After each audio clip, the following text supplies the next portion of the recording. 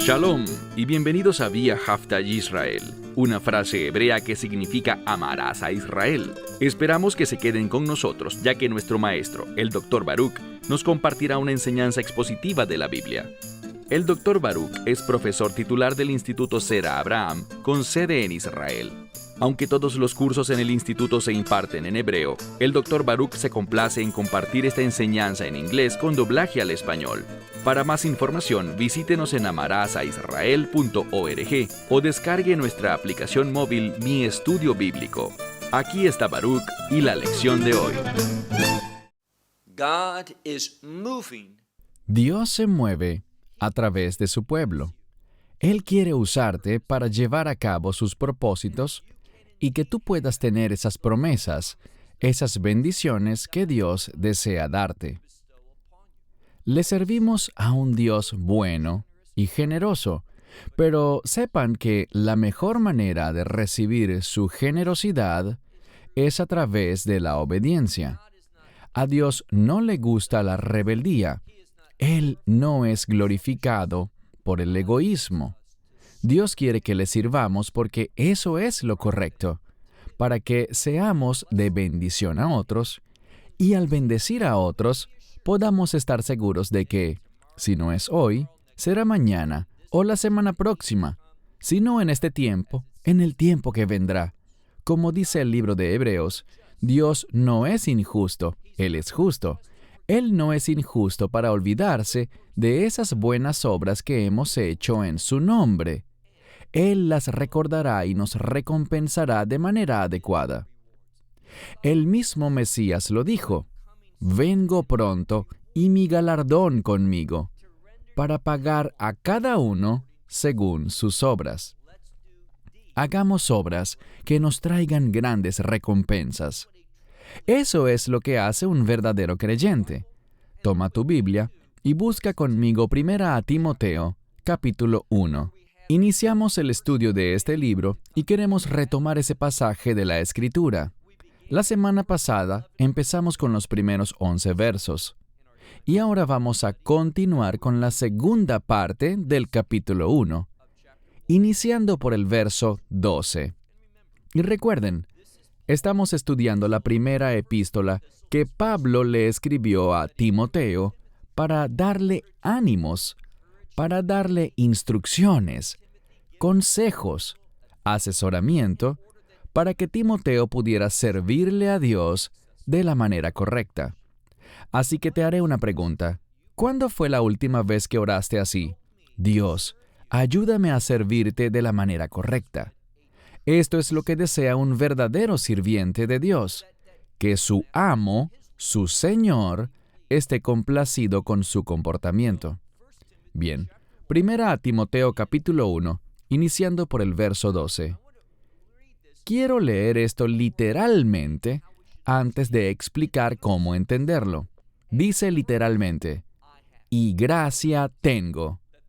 Sé que en la gran mayoría de las traducciones aparece «tengo gratitud» o «doy gracias al que me fortaleció». Todo eso está bien.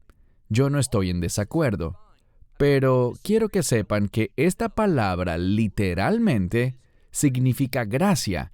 Y cuando recibimos la gracia de Dios, vamos a tener gracia. Cuando analizamos la palabra gracia en forma verbal, esta puede relacionarse con el perdón. Y uno de los resultados de la gracia es que produce agradecimiento en tu vida. Te hará ser una persona agradecida. Sentirás gratitud. Así que es la palabra gracia, pero en este contexto. Pablo estaba dándole gracias a Dios. ¿Por qué? Leamos de nuevo. «Y gracia, gratitud o agradecimiento tengo hacia el que me fortaleció». Y ahora nos revelará quién es ese. Es el Mesías Yeshua, nuestro Señor, aquel que me consideró fiel, poniéndome, designándome o nombrándome, como quieran traducir esta palabra, para el ministerio, para el servicio.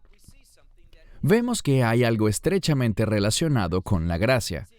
Si solo usamos la palabra gratitud, nos perdemos de ver la conexión teológica bíblica entre el agradecimiento y el servicio. El concepto de gracia siempre está conectado con la voluntad de Dios. Lo que la Escritura nos dice es lo siguiente: Pablo ha recibido la gracia. Él es un recipiente de la gracia, es decir, él la tiene. Y esa gracia va a obrar en su vida para capacitarlo, de modo que él pueda llevar a cabo la voluntad de Dios, para hacer su ministerio, para servirle a Él. Cuando recibes la gracia, ésta te transforma en un servidor. Y por la gracia, ¿cuál es una de las obras que hace el Espíritu Santo? El Espíritu Santo, que es el Espíritu del Mesías, te capacitará para ese ministerio. Es porque recibes la gracia y eres capacitado por el Mesías Yeshua, que Dios te considerará como fiel para que le sirvas. Es la gracia de Dios la que nos impacta y nos transforma en servidores del Dios viviente en vez de servirle al pecado. Y esto es lo que él le decía a Timoteo. También debes tener agradecimiento porque el Mesías te ha capacitado. Y aquí hay una moraleja para nosotros. Si no soy capacitado por el Mesías para hacer las cosas, no podré hacerlas en la carne. No podré hacerlas con mis propias capacidades, con mi propia sabiduría, con mi propio conocimiento, con mi propia habilidad. Nada de eso me prepara para servirle a Dios. Solo lo que el Mesías hace a través de su Espíritu, el Espíritu Santo, puede capacitarme para ser considerado como adecuado, como fiel para el servicio a Dios. Noten otra cosa que dijo Pablo en el verso siguiente, verso 13. El que anteriormente, él se refería a su pasado, antes de que fuera capacitado por el Mesías, antes de haber recibido la gracia de Dios. El que anteriormente era un blasfemo y perseguidor. Y esta palabra que sigue la traducen en muchas Biblias como insolente, pero es una palabra que es más violenta, está relacionada con rebeldía. Es una palabra fuerte. Y Pablo usó 3 palabras fuertes al decir: yo era un blasfemo, yo era un perseguidor y yo mostraba violencia contra las cosas de Dios. Pablo antes pensaba como fariseo. Él le servía a Dios, pero estaba en oscuridad espiritual. Él había sido engañado. Él conocía muy bien las Escrituras, pero como él no veía las Escrituras de la manera correcta, él no salía de esa oscuridad. Él estaba dejando que el engaño del judaísmo farisaico lo cegara. Noten lo que dijo. Primero que todo, él dijo: anteriormente, yo era un blasfemo. ¿Él blasfemó a Dios? Es decir, ¿a Dios el Padre? ¿Al Dios de Israel? No. Al que él blasfemó fue a Yeshua. Y el hecho de que el Espíritu Santo escogiera esa palabra para que fuera usada aquí, nos habla y nos revela la divinidad del Mesías. Uno blasfema a Dios. Puedes decir cosas despectivas de otros, pero el término blasfemia normalmente se reserva a Dios. Así que él aquí estaba diciendo: yo estaba blasfemando a Yeshua. Yo no reconocía su divinidad. Y todo el que no reconozca la divinidad del Mesías es un blasfemo. Y cuando no reconoces quién es el Mesías, estarás obrando en su contra. Por eso él dijo aquí que era un perseguidor. Y por último, él habló de esa rebeldía, de esa violencia que él mostraba en su vida, porque no conocía la paz de Dios. Dice, pero, y ahora él hablará de lo que cambió, lo que transformó a Pablo. Pero, habiendo recibido misericordia, porque sin saber, lo hice. Y la implicación es: hice todas esas cosas. Sin saber, hice eso en la incredulidad. Pablo estaba revelando que, antes de llegar al Mesías, Él era un incrédulo. Entiendan que Pablo sabía mucho sobre el judaísmo, pero eso no lo había llevado a un lugar cercano. Él necesitaba al Mesías para que todo encajara en su lugar. Pablo nos dice aquí que ningún aspecto de su comportamiento demostraba fe. Y recuerden que la fe está relacionada con el concepto de la verdad. Pablo no estaba caminando en la verdad. Pablo estaba muy alejado de lo que Dios quería para él. Veamos lo que dice aquí. Tenemos la frase sin saber, pero literalmente no es solo la frase sin saber, la frase es en contra del saber. La palabra ignorante en español no es tan fuerte como en griego, pues significa no estar dispuesto a saber, estar en contra de saber. ¿Qué nos revela eso? Bueno, muchos eruditos han señalado esto. Se trata de alguien que se compromete con la idea de estar en contra de conocer a Dios. Y este es el mensaje. Él estaba confesando todo esto. Nosotros nos beneficiamos de eso, pero principalmente él estaba comunicándole esto ¿a quién? A Timoteo, a fin de equiparlo para el llamado de Dios en su vida. Verso 14. Habíamos mencionado que Pablo recibió misericordia, y esa misericordia está conectada con la gracia. No pueden usarse indistintamente, pero hay una relación muy cercana entre la misericordia y la gracia. Es solo cuando recibimos la gracia de Dios que recibiremos también su misericordia, pero la gracia no se limita a la misericordia. Noten lo que dice aquí. Él había hablado de misericordia, pero ahora veamos lo que dice el verso 14. Empieza con un par de palabras en griego, una que significa algo incontable y luego otra que significa sobreabundante, algo en exceso. Y están las dos juntas debido a la incontable gracia de Dios que sobreabunda, es decir, que sobrepasa todas las cosas. Es un énfasis en la gracia. Leamos de nuevo. Debido a la gracia sobreabundante de nuestro Señor. No creo que fuese por accidente que aquí Pablo hablara de recibir la inmensa gracia de Dios, su gracia incontable, esa gracia que sobrepasa todas las cosas, todos nuestros pecados, nuestras transgresiones, nuestra rebeldía. La gracia de Dios es más grande. Noten que cuando recibimos la gracia de Dios, esta nos hará reconocer a Yeshua, no solo como Salvador, no solo como Dios, no solo como Redentor, sino que también lo reconoceremos como Señor. Y no sé por qué será, pero cuando hablamos del señorío del Mesías Yeshua, hay muchos que enseguida gritan legalismo.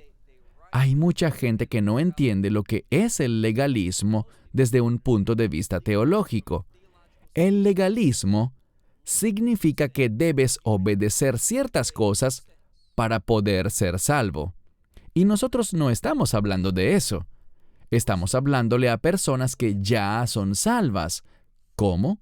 De manera gratuita, como un don bondadoso que viene de la obra del Mesías. Lo recibimos por fe. No hemos hecho nada nosotros. Pero tras recibir ese don gratuito, esa gracia que entra en mi vida, recuerden que les dije que hay una relación entre la gracia y la voluntad de Dios. La gracia de Dios trabaja en la vida de una persona para que pueda cumplirse la voluntad de Dios. Queremos servirle de la manera correcta y cumplir su voluntad. La gracia nos pone en una posición desde la cual podemos servirle a Dios de la manera correcta. De modo que aquí Pablo estaba diciendo que la gracia de Dios es sobreabundante y es incontable porque es tan maravillosa, tan poderosa y excesiva. Esa gracia se moverá en mi vida para que yo reconozca el señorío de Yeshua sobre mí, por lo que yo quiero entonces servirle a Él. La gracia nos hace tener el deseo de servirle a Dios. Este es el problema actual de lo que el mundo llama cristianismo. Y es que creen que Dios está allí para mí, que Él resolverá mis problemas, que Él me ayudará a mí con lo que yo quiero, Él me ayudará a lograr mis metas. No es así. Dios tiene metas totalmente diferentes. Alguien me escribió diciendo, ¿cómo sabes tú que las cosas que yo deseo para mi vida no son los deseos de Dios? Y así es como le respondí. ¿Tenías estos deseos desde antes que llegaras a la fe? Y la persona me dijo, sí. Desde que era un niño pequeño, yo creo que este era mi destino. Ese no es el destino de Dios para ti, porque el propósito de Dios para tu vida solo te será revelado después de que llegues a la fe. No sabrás las cosas maravillosas que Dios tiene para ti, cómo Él quiere usarte, y las implicaciones de eso desde la perspectiva del reino, mientras seas un rebelde que vive en pecado. Estás a oscuras. Es solo después de llegar a la fe que tendrás claridad respecto a lo que Dios quiere que hagas. No conocerás los propósitos de Dios en un estado de pecado, rebeldía, oscuridad, sin haber sido regenerado todavía. Eso es lo que Pablo nos está revelando. Dice aquí en el verso 14, la gracia sobreabundante e incontable de nuestro Señor. Y esa gracia va a trabajar con, ¿qué dice aquí? Con fe y amor en el Mesías Yeshua. Quiero que veas que en este texto hay una conexión entre la fe y el amor. ¿Por qué esto es importante?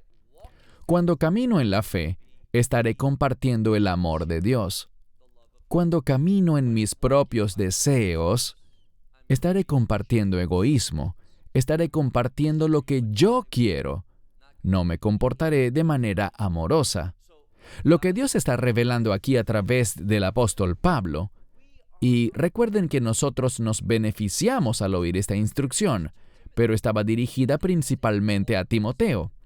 Timoteo tenía un llamado para su vida, y Pablo lo estaba ayudando a equiparse para eso, y quería que él supiera algunas verdades. Seguimos leyendo. Con la gracia de nuestro Señor, cuando reconocemos su señorío, vamos a estar caminando en la fe y expresando el amor que hay en el Mesías Yeshua. Luego dice en el verso 15, la palabra que es fiel. Esta es una palabra fiel y verdadera que Él quiere que sepamos. ¿Y cuál es? Y esa palabra fiel también es digna de aceptación.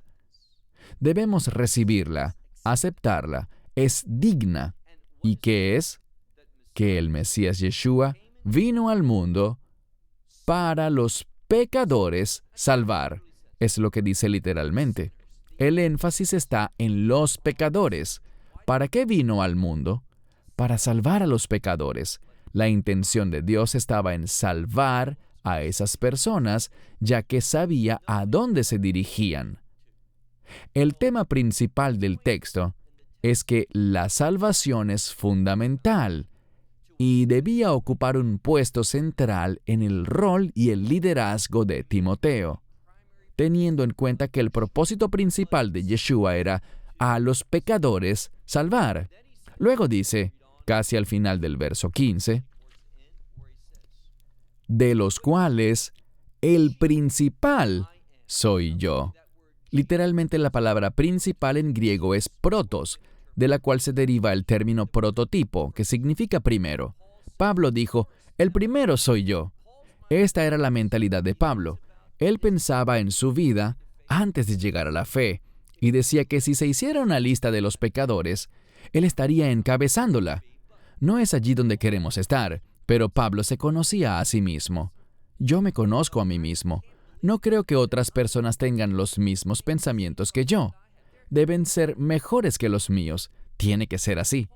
Pablo estaba pensando en lo que él había hecho, en cómo había blasfemado, cómo había perseguido a otros y se había puesto en contra de los propósitos de Dios de manera violenta.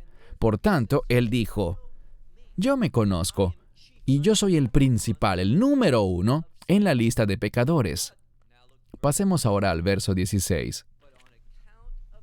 Pero a cuenta de esto dice, es la misma palabra por segunda vez. He recibido misericordia. En griego, es una sola palabra. Es un término que significa misericordia. Misericordia siendo dada, pero está en voz pasiva, así que es misericordia siendo recibida. Pablo dice aquí, a cuenta de esto, habiendo recibido misericordia, para que yo mismo, para yo poder ser el primero, ¿en hacer qué? En manifestar al Mesías Yeshua, quien es todo paciencia. Un ejemplo para... Y coloqué una nota al margen en mi Biblia, en la cual escribí la palabra hebrea tafnit. Quizás, en vez de la palabra ejemplo, sería mejor decir un modelo. Él dijo, soy un modelo perfecto de lo que el Mesías puede hacer. Soy el principal pecador, pero cuando la gracia de Dios llegó a mi vida, cuando Él me salvó a mí, un pecador, eso produjo un cambio, dice aquí, para que en mí, primero, Yeshua fuera manifestado, quien es todo paciencia, para ser un modelo. Pablo estaba diciendo que eso es lo que es Él, un modelo para los que habrían de creer a futuro en Él para vida eterna. Espero que sepan lo que voy a decir ahora. Quiero que entendamos el término vida eterna de manera bíblica. Lo más común es que entendemos un solo aspecto de ese término vida eterna, que es vivir para siempre. Y eso es cierto. Ese es un aspecto. Debemos considerar la vida eterna como vida de reino, creer en la experiencia de una vida de reino, y eso no empieza necesariamente al morir. Pablo estaba diciendo, yo soy un ejemplo, un modelo de eso ahora. Yo estoy viviendo conforme a la verdad del reino. Y eso es lo que todos los creyentes están llamados a hacer. Una vez más, a fin de ser un modelo o un patrón para los que llegarán a la fe, que llegarán a creer en Él, en el Mesías, para vida de reino, para vida eterna. Verso 17. Gracias a esa obra tan maravillosa que Dios ha hecho a través de su Hijo unigénito, Yeshua, Pablo declara una bendición, una alabanza. Antes de iniciar el estudio bíblico, estábamos adorando con este pasaje. Él dijo, y al Dios que es eterno, incorruptible, en algunas Biblias dice inmortal, invisible, el único, y la implicación es el único Dios sabio. A Él, dice aquí, honor y gloria por los siglos de los siglos. Amén. Y el motivo por el que digo a Él, aunque esa frase no aparece, es porque está en modo dativo, que implica la preposición a, por lo que es a Él, sea el honor y la gloria, por los siglos de los siglos. Amén. Verso 18. Este mandamiento, ahora Pablo pasó a un tema muy específico.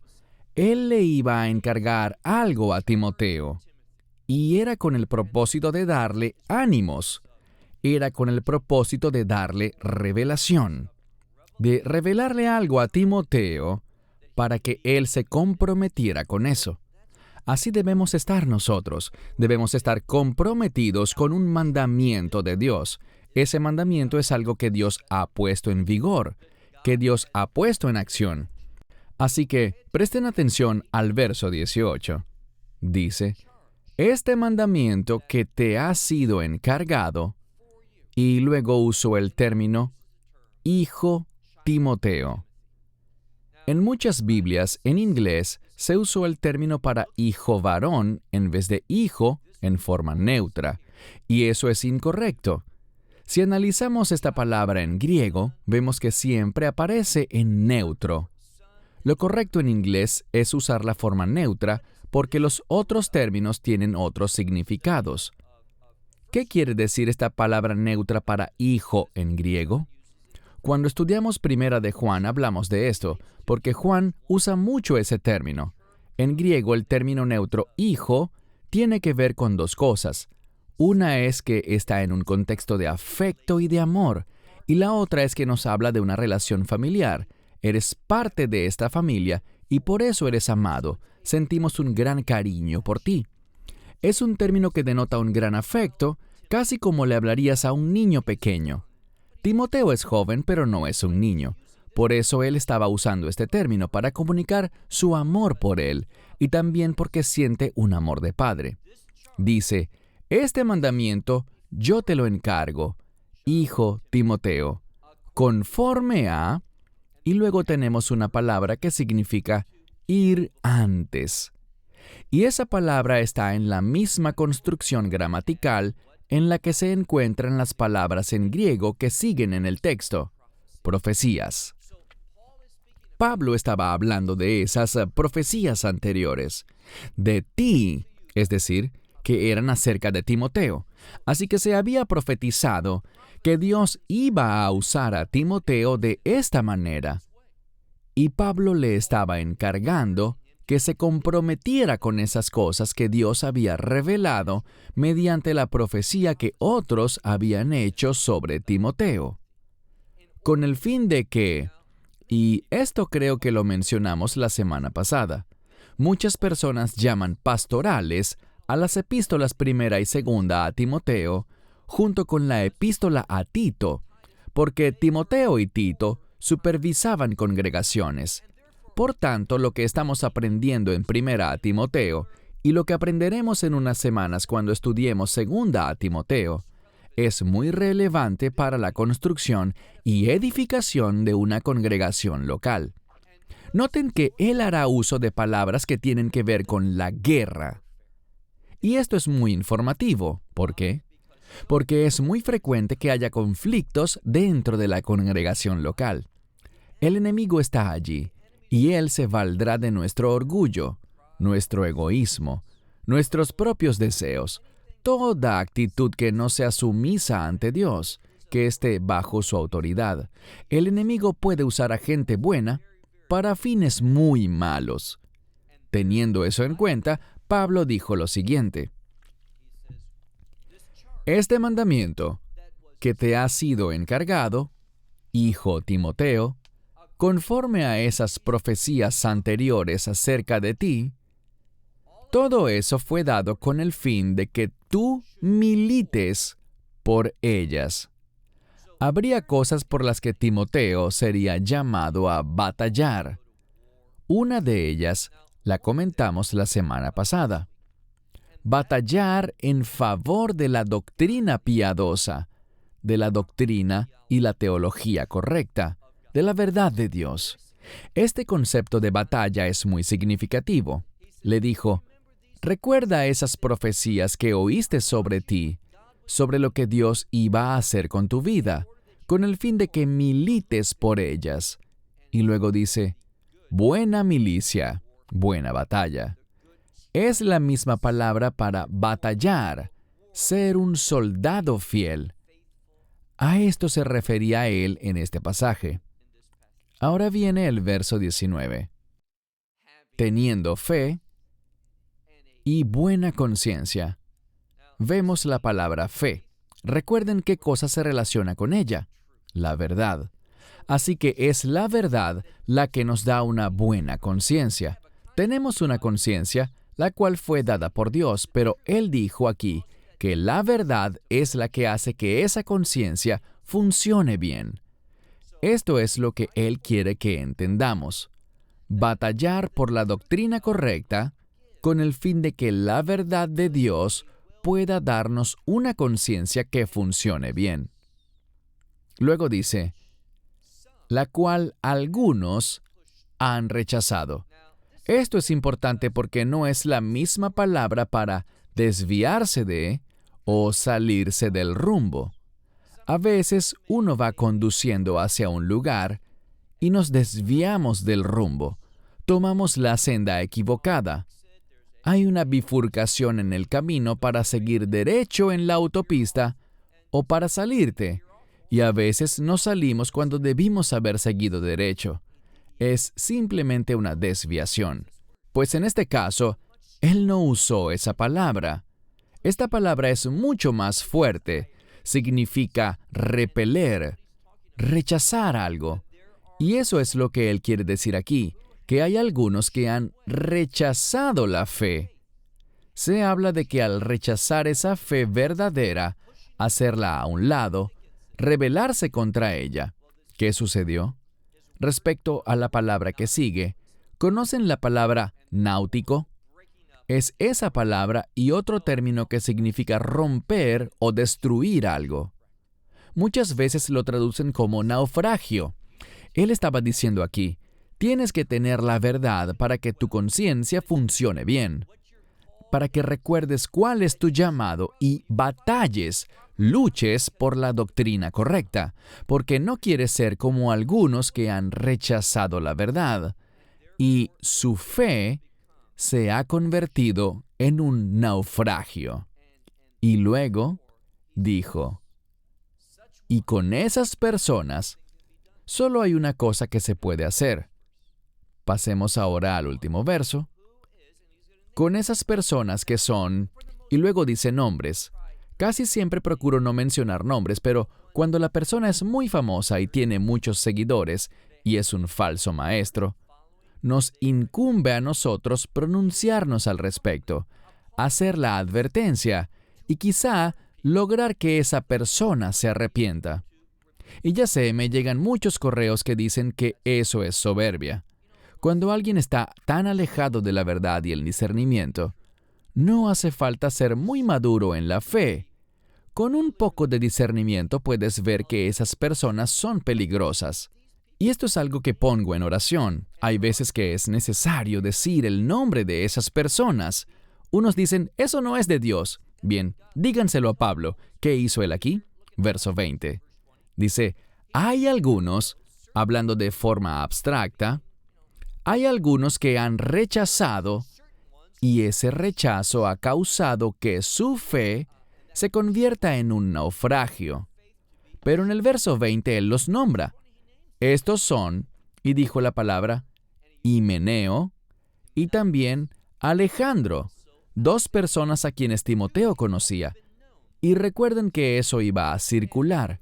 Fue una carta dirigida a Timoteo, pero se hizo circular entre los creyentes de esa área y fuera de ella, y ahora es parte de las Escrituras Sagradas.